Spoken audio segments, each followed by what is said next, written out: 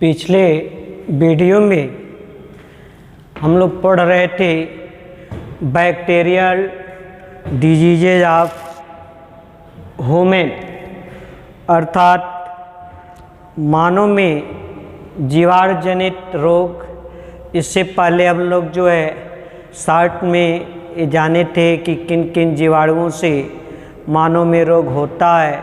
तो उसमें पहला बिंदु हम लोग पढ़ रहे थे कि आहार तथा जल में उपस्थित जीवाणुओं द्वारा उत्पन्न रोग, जिसमें हम लोग पढ़े थे टाइफाइड, जिसे मियादी बुखार कहते हैं, जिसके ठीक होने की एक मियाद होती है कि 21 दिन तक लग सकता है इसको ठीक होने में, जो कि साल्मोनेला टाइफी जीवाणु से होता है। इसे हम लोग पढ़े थे। फिर जो है जठर शोथ पढ़े थे, गैस्ट्रोइंटाराइटिस पढ़े थे, जठर शोथ। तो ये दो हम लोग पढ़े थे।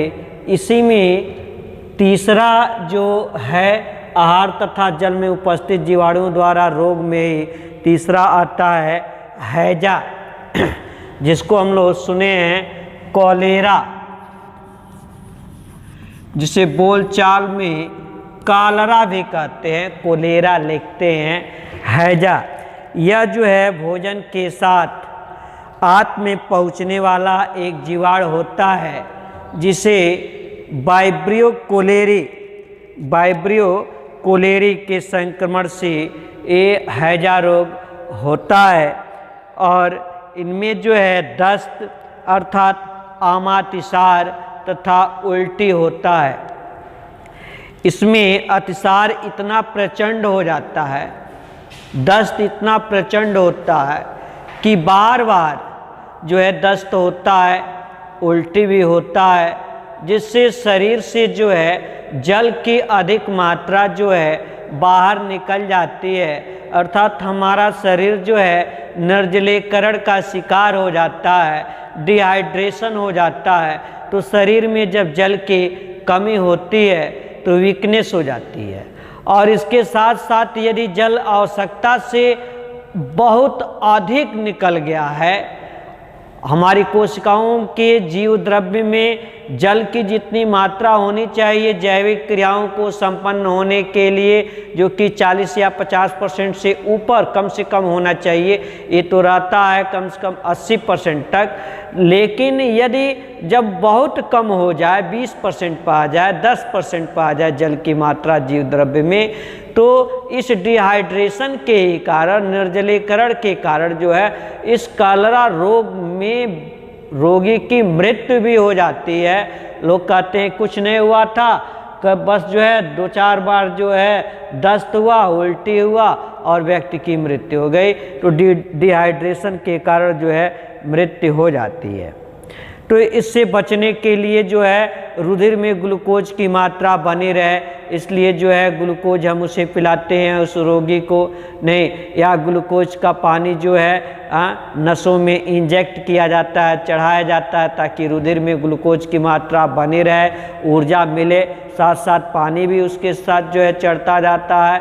और घरेलू उपचार में जो है यदि किसी को होता है तो हम जो है नमक और चीनी का घोल देते हैं, स्वाद के लिए जो है हल्का सा उसमें नींबू भी जो है निचोड़ देते हैं। तो ये घरेलू उपचार में यदि किसी व्यक्ति को जो है ऐसा हो रहा है, कलरा, बार बार दस्त और उल्टी हो रही है, तो उसे नमक, पानी, चीनी, नींबू, इनका मिक्सचर, इनका घोल जो है दिया जाना चाहिए। तो ये तो रहे कुछ जो है आहार तथा जल में उपस्थित जीवाणुओं द्वारा उत्पन्न रोग। और जीवाणु जो है हर जगह उपस्थित होते हैं। तो इसके आगे जो है वह हम पढ़ेंगे कि वायु में उपस्थित एयरबॉर्न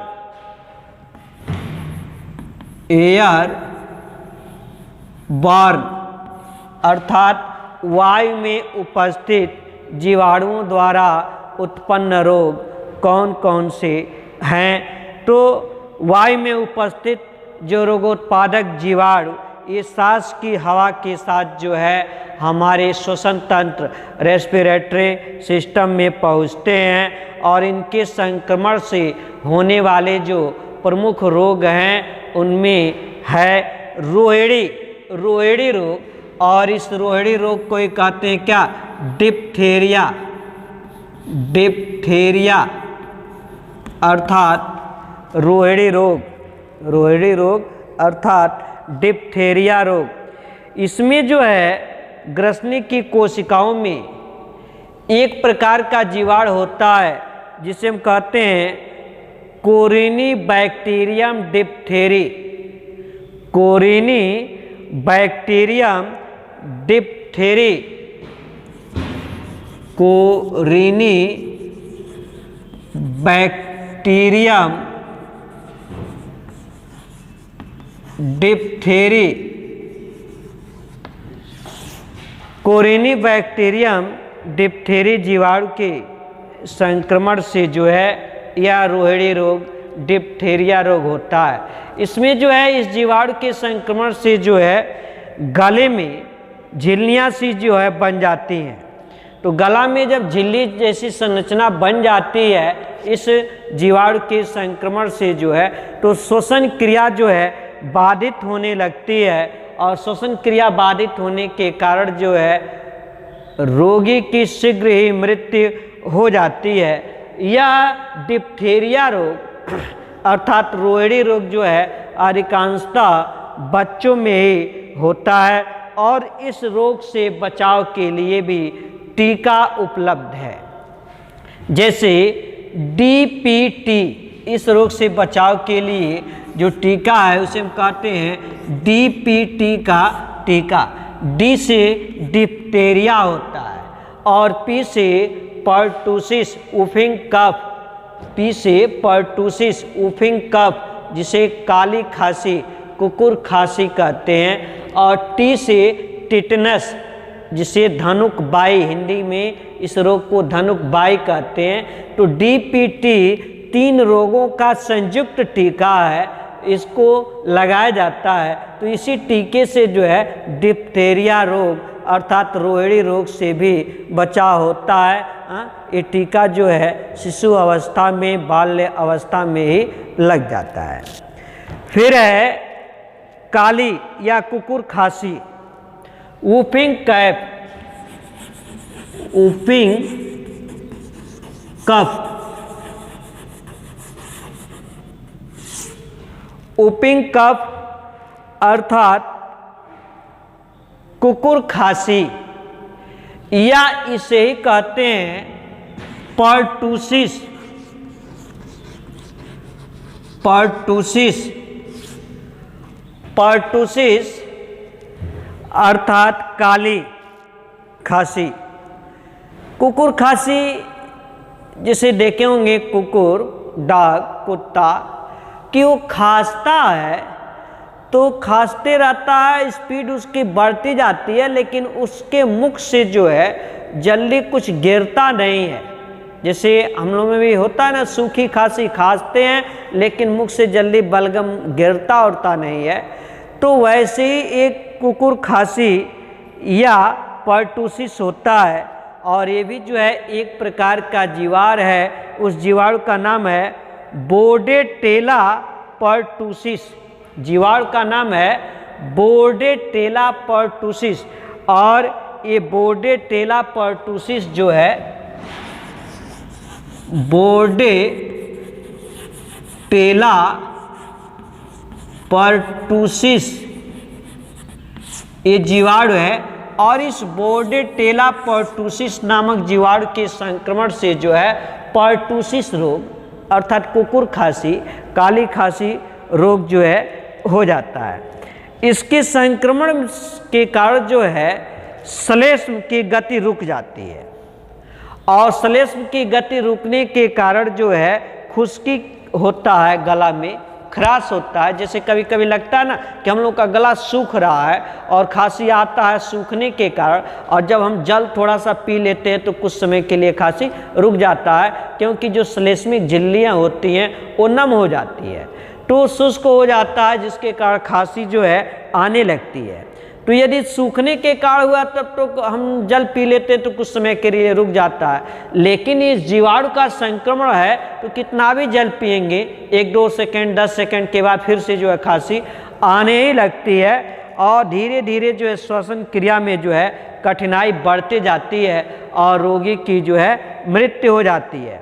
यह रोग जो है जो 6 वर्ष से कम आयु के जो बच्चे हैं उनमें यह वूफिंग कफ या जिसे हम पर्टूसिस रोग कहते हैं, कुकुर खांसी कहते हैं, काली खांसी कहते हैं, ये 6 वर्ष से कम के बच्चों में काली खांसी जो है अधिक होती है। और इसके लिए भी जो संयुक्त टीका है डीपीटी यही कारगर है, क्योंकि डी से डिप्टीरिया, पी से पर्टूसिस और टी से टिटनस, अर्थात ये 3 रोगों का संयुक्त टीका है। तो पर्टूसिस काली खांसी में भी यही टीका जो है कारगर होता है।